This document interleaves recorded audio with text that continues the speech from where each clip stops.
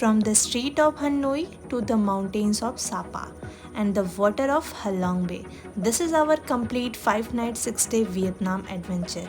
And finally we landed Hanoi. यहीं से शुरू होती है हमारी 5 night 6 day की वियतनाम जर्नी। हम इवनिंग तक हनोई पहुंच गए थे, होटल चेक इन किया, थोड़ा फ्रेश हुए और निकल पड़े हनोई एक्सप्लोर करने। डे 1 पर हमने हनोई की लाइट मार्केट एक्सप्लोर की, जहां लाइट, क्राउड और लोकल वाइब्स ने हमारा वेलकम किया।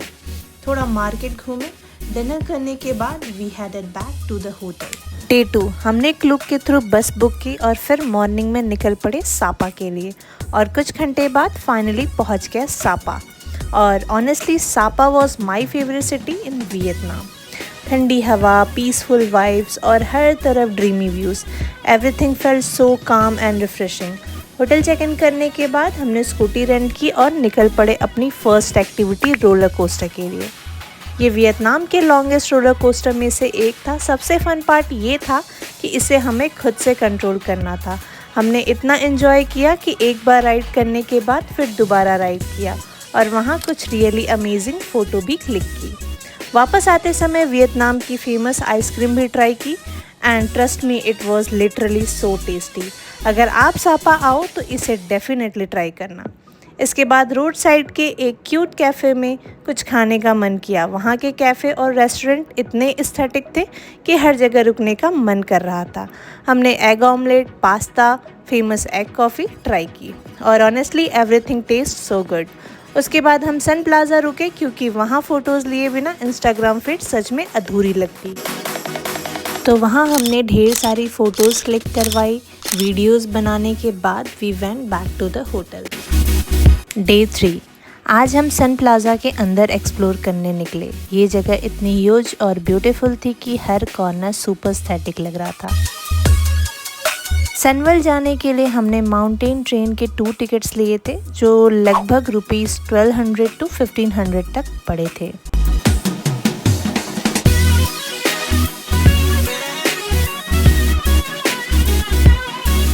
ट्रेन राइड के दौरान बाहर के माउंटेन्स, क्लाउड्स और वैली व्यूज़ इतने अनरियल लग रहे थे कि पूरा रास्ता किसी मूवी सीन जैसा फील हो रहा था। सनवर्ल्ड पहुंचने के बाद हम बस वहां की ब्यूटी देखते ही रह गए।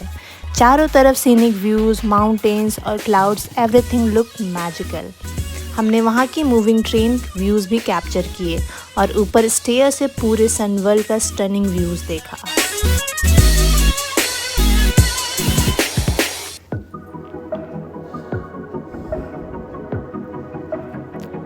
वहाँ फ़ोटोज़ के लिए कई सारे ब्यूटीफुल स्टैचूज़ बने हुए थे, तो ऑब्वियसली हमने वहाँ खूब सारा फ़ोटोज़ और वीडियो शूट किया। वहाँ कुछ फ़न लॉजिकल गेम भी चल रहे थे, जहाँ कोई भी जाकर पार्टिसिपेट कर सकता था और जीतने पर प्राइज़ भी मिल रहे थे।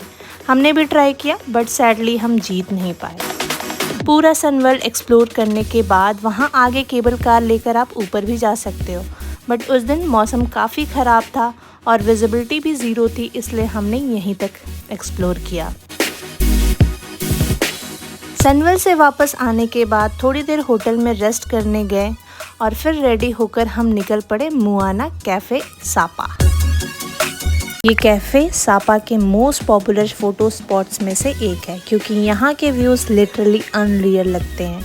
ऑनेस्टली इंस्टाग्राम फीड यहाँ आए बिना इनकम्प्लीट लगती। एंट्री टिकट लगभग 500 to 700 पर पर्सन था, जिसमें कॉम्प्लीमेंट्री कॉफ़ी भी इंक्लूडेड थी। वहाँ हमने काफ़ी सारे फ़ोटोज़ और वीडियो शूट किए। हर कॉर्नर इतना ब्यूटीफुल था कि कैमरा बंद करने का मन ही नहीं कर रहा था। और फिर निकल पड़े कैट कैट विलेज की तरफ। कैट कैट विलेज जाते समय रास्ते में कई शॉप्स पर ट्रेडिशनल कल्चर ड्रेसेस रेंट पर मिल रही थी, तो ऑब्वियसली मैंने भी ट्राई किया। उन्होंने पूरा ट्रेडिशनल लुक तैयार किया, हेयर स्टाइलिंग, ज्वेलरी और ड्रेस सब इंक्लूडेड था, जिसका रेंट लगभग 1000 to 1500 तक था। वहाँ हमने कुछ फ़ोटोज़ और वीडियो शूट किए, लोकल परफॉर्मेंस देखी और कल्चर डांस भी चल रहा था, तो ऑब्वियसली मैंने भी ट्राई करने का मौका नहीं छोड़ा।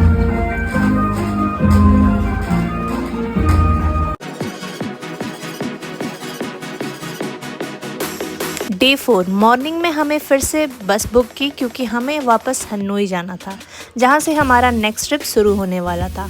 बस जर्नी के बाद लगभग इवनिंग तक हम पहुंचे हनोई।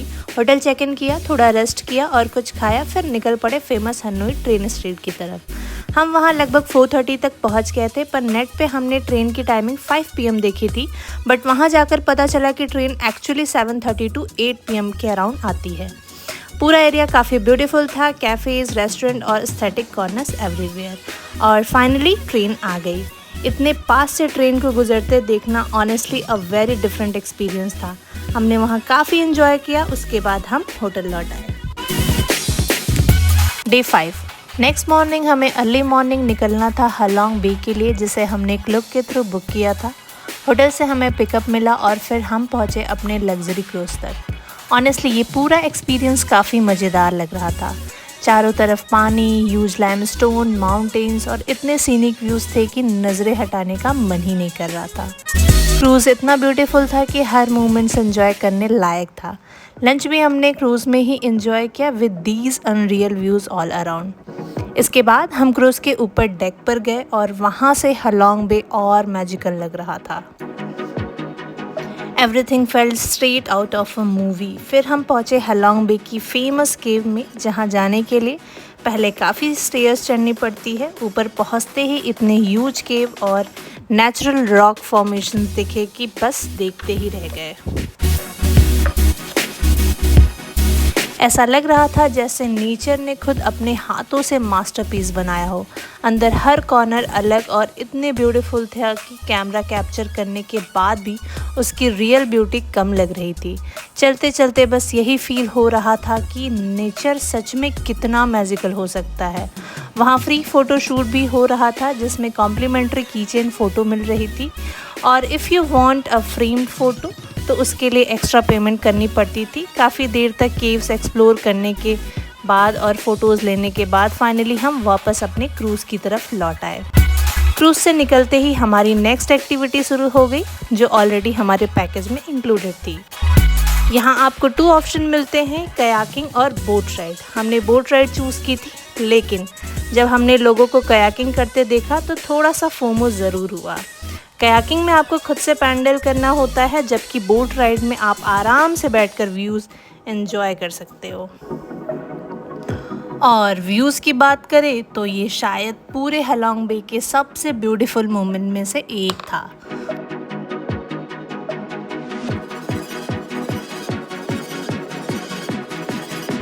बोट धीरे धीरे उन पहाड़ों के बीच से गुजर रही थी और एवरी टर्न पर एक न्यू पोस्ट कार्ड वर्दी व्यू सामने आ रहा था।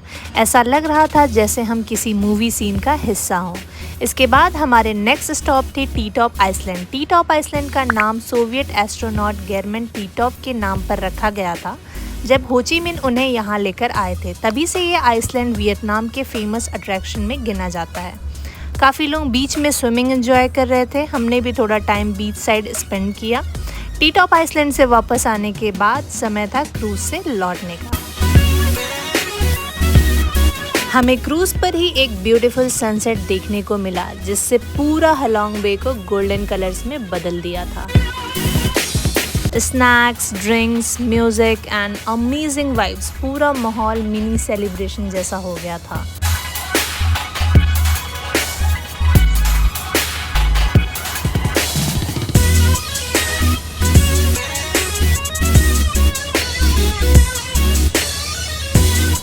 कुछ लोग डांस कर रहे थे, कुछ लोग सनसेट एंजॉय कर रहे थे और कुछ क्रूज़ के पूल एरिया में चिल कर रहे थे। हमने भी फ़ोटोज़ क्लिक की, वीडियोस बनाए और बस उस मोमेंट को पूरी तरह से एंजॉय किया। डे 6 हमारे वियतनाम ट्रिप के आखिरी दिन में हमने एक्सप्लोर किया मेगा ग्रैंड वर्ल्ड हनोई। यहाँ पहुँचते ही ऐसा लग रहा था जैसे हम वियतनाम में नहीं बल्कि किसी यूरोपियन सिटी में आ गए हों। Colourful buildings, beautiful canals, charming street और वेनिस इंस्पायर्ड आर्किटेक्चर। यहाँ की वाइब्स बिल्कुल अलग थी। कहीं लाइव परफॉर्मेंस, कहीं कैफ़े, कहीं शॉपिंग स्ट्रीट और हर तरफ यूरोपियन टाउन जैसा फील। इस एक्सपीरियंस को और ख़ास बनाने के लिए हमने यहाँ बोट राइड भी की। कैनाल के बीचों बीच बैठकर आसपास के ब्यूटीफुल व्यूज़ देखना सच में बहुत रिलैक्सिंग था। ऐसा लग रहा था जैसे वेनिस में घूम रहे हो। हमने यहाँ काफ़ी सारी मेमोरीज़ कलेक्ट की। इसके बाद हम वापस होटल पहुँचे। हमने पहले ही चेकआउट कर चुके थे और अपना लगेज वहीं रख दिया था। अब समय था वियतनाम को बाय बाय कहने का। हमने अपना लगेज लिया, कैब बुक की और एयरपोर्ट के लिए निकल पड़े।